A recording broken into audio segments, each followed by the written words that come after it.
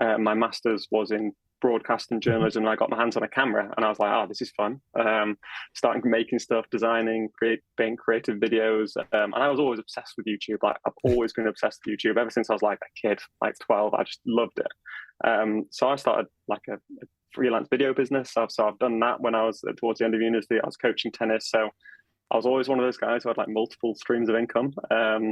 So one was like coaching, one was like making videos, one was a bit of marketing. So that's what I was doing come the end of university. But while I was coming towards the end of my masters, and sort of because I was doing a 2 year master, I did it part time because I was getting Mhm. paid for it and as part of a position at university. As I came to the end, everyone knows what happened. 2 years, 3 years ago now, it was COVID hit.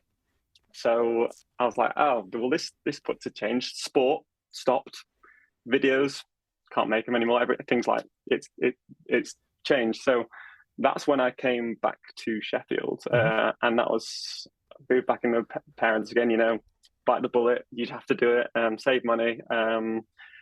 Then I got a job working for the NHS. So I went on, started cooking in the NHS for 2 months. But then after doing that, because I was just job hunting at the time, while still my multiple incomes were coming in, so I was quite lucky. I then saw a job at Rise at Seven, and funnily enough, I'm sure we'll get onto it in the future. My friend Katie Powell advertised a job on LinkedIn for a content creator. So what I did, what you do, you just message them on LinkedIn, reconnect. We used to work together years and years ago before I went to university. She was a waitress, I was a chef. Could have been a love story, but it's not. Um, so yeah, and then I got a job, and then I got a job at Rise of Seven about what, 3 years, no, 2.5 years ago now. Wow. And then yeah, the rest is sort of history at that point. This is for me is the beauty of longer form content, because I felt like I've known you for a long time, but it's that I think again similar to it's the hiccups and the things that can happen like COVID that can throw you off track. You have hopes, dreams, and ambitions, and something happens. But actually, for me at least, it's when you try and find, okay, what do I do next? So you went to work for the NHS. There was a point when my wife, she trained at a really prestigious law firm, but in the 2008 recession wasn't kept on. And then she was trying to think, well, what do I do next? And she got a job in the NHS to do like fairly low level HR stuff, but learn her Yeah, craft. But the stuff that you often learn doing those kind of jobs is still priceless, like brilliant kind of stuff. But then I also love the story that you were able to kind of find stuff on your network and see friends and ask for help. And yeah. that kind of journey. I've always been very proactive since I was young. Just like, or I'd say going to uni probably instilled it in me of just going out there and finding opportunities, and tapping into networks and like always going for it. I never sit at home and do nothing. This is one thing about me. Like I can't do it. I'm terrible for it. It's got its bad sides because you can work hard and you're in danger of then burning out. So I've got to manage it carefully. But I'm still fairly young, sort of. Not really anymore. But I've always been someone who just works hard. But that doesn't necessarily mean work. Like I'll go and play tennis or I'll Yeah, go yeah, for a yeah. run. There's I'm always saying, something to yeah, yeah. occupy my mind. So yeah, I sought out the opportunities, and like you said, there's opportunities coming from anywhere. You've just got to go and find them. Like yes, COVID sucked, but I found an opportunity and I made the most Mm. of it. I think it's those kind of traits that you'll see. Like one of the things I love is hearing people's stories, and it's you learn resilience. So people always think about, they ask, who are your mentors? Who do you follow? Do you have a coach or whatever? But for me, I get inspiration from people I speak to on this, and you're just real people that have done stuff and found stuff. And again, the hope is that you could have a setback today, but actually, if other people have been through something similar or whichever, and it's that just keep going. Just Yeah, I honestly, I love it. So then, what if you're happy to talk about it? How was Rise at Seven? Obviously, loads of PR, loads of press, loads of stories, and that's how we kind of first connected. yes, yeah. So I joined Rise at Seven when there was, I think there were about 20 people. I think they were about a year in. They're a really good agency, and over the time they do really good work. They really tore up the industry, and they grew and scaled massively. And I went from being their content creator when I first started to ending up almost heading up like being a marketing manager, having a lot of responsibility for lead generation, growing certain personalities in the business, which we use the YouTube channel for, and distributed content widely on social platforms. I think when I started, the social numbers were, I have it written down somewhere, but they were pretty low, and however many X times by the time I decided to leave.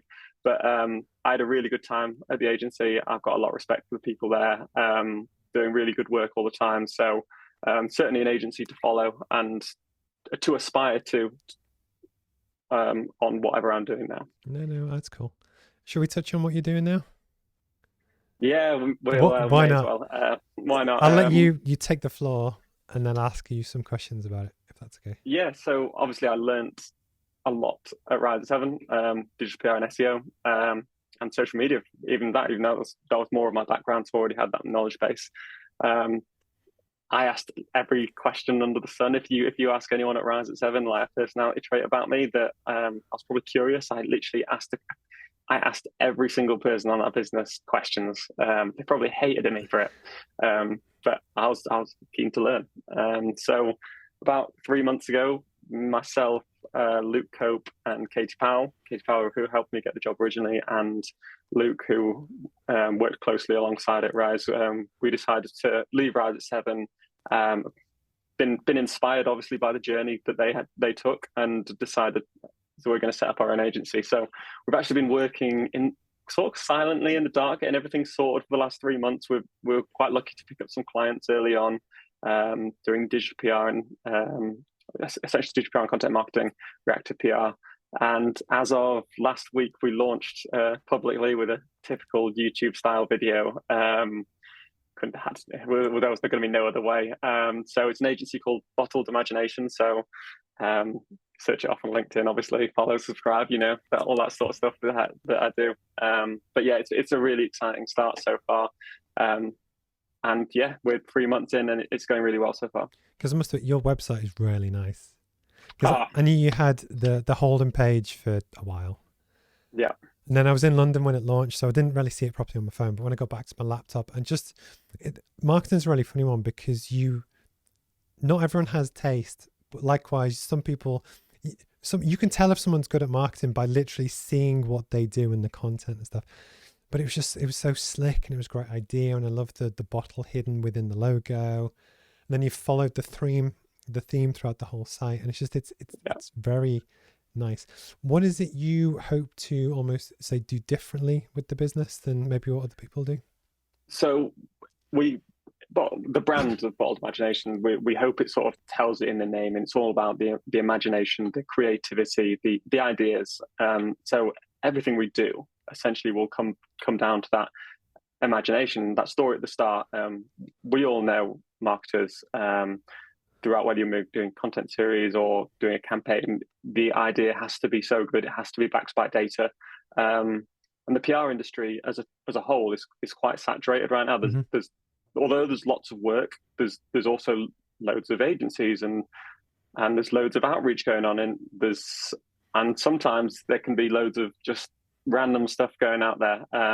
But we want to take it right back and really focus on the start bit, the ideas and the strategy, essentially to improve a client's website, because it's all digital now. The whole aim is for it to rank higher in Google. So we're going to get that strategy right, make sure we are building links in the right area of the site and having the right ideas at the start. And so that's where we're really putting all our focus on, to have that really creative campaign-led work. And that's the plan.